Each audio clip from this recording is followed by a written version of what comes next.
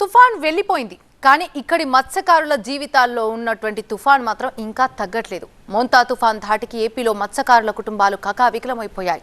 వారి జీవనోపాధి ప్రశ్నార్థకరంగా మారిపోయింది.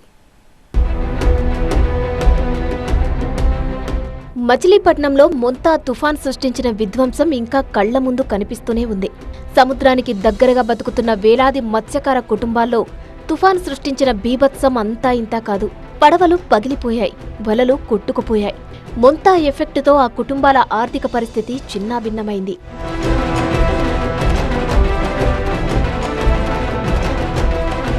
తుఫాన్ తీరం దాటే సమయంలో సముద్ర తీరంలో లంగరు వేసిన బోట్లు కొట్టుకుపోయాయి. మచిలీపట్నం నుంచి అవనిగడ్డ వరకు ఇదే పరిస్థితి. వందలాది పడవలు కొట్టుకుపోగా అనేక పడవలు ధ్వంసమయ్యాయి. సముద్రంలో కొట్టుకుపోయిన పడవల కోసం మత్స్యకారులు గాలిస్తూ తిప్పలు పడుతున్నారు. తునాతునకలుగా మారిన పడవల భాగాలను సమీకరిస్తూ మరమ్మతులకు తరలిస్తున్నారు.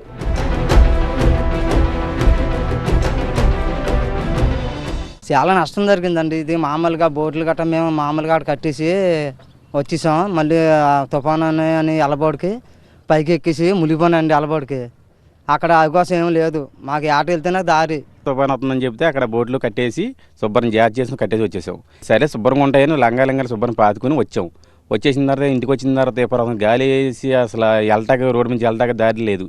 అట్లా తుఫాన్ అంటే మామూలు ఇలా తుఫాన్ ఇప్పుడు చూడలేదు. నేను ఇప్పుడు 43 సంవత్సరాలు వచ్చి 42 సంవత్సరాలు నా వయసు. ఇలాంటి గాలి వరద ఇప్పుడు చూడలేదు నేను అసలు. ఒక పడవంటే ఒక కుటుంబం బతుకు, ఒక వల అంటే ఒక ఇంటి భోజనం. కానీ తుఫాన్ పడవల్ని మాత్రమే కాదు, మత్స్యకారుల ఆశలను కూడా విరిచేసింది. గత 20 ఏళ్లలో ఇలాంటి తుఫాన్ చూడలేదంటున్నారు మత్స్యకారులు. పడవలు విరిగిపోవడమే కాదు, తమ జీవితాలు బీటలు వారాయని మత్స్యకారులు ఆవేదన చెందుతున్నారు. మా వారు చేపల వేటకి వెళ్తారండి.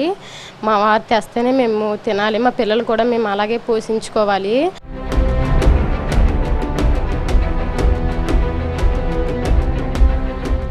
క్రెయిన్లకు వేలాడుతూ మరమ్మతుల కొట్టాలకు తరలుతున్న పడవలు తుఫాన్ సృష్టించిన విధ్వంసాన్ని కళ్లకు కడుతున్నాయి.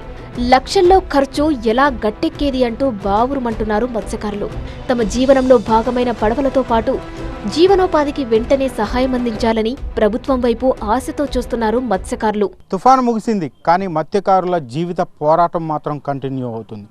ఇప్పటికే తుఫాను నేపథ్యంలో భారీగా నష్టపోయినటువంటి మత్స్యకారులను ప్రభుత్వం గుర్తించి తమను ఆదుకోవాలని కూడా వీరందరూ ఆవేదన వ్యక్తం చేస్తున్న పరిస్థితి కూడా ఇక్కడ కనపడుతుంది. కెమెరామ్యాన్ నరసింహతో శివకుమార్, మచిలీపట్నం నుంచి.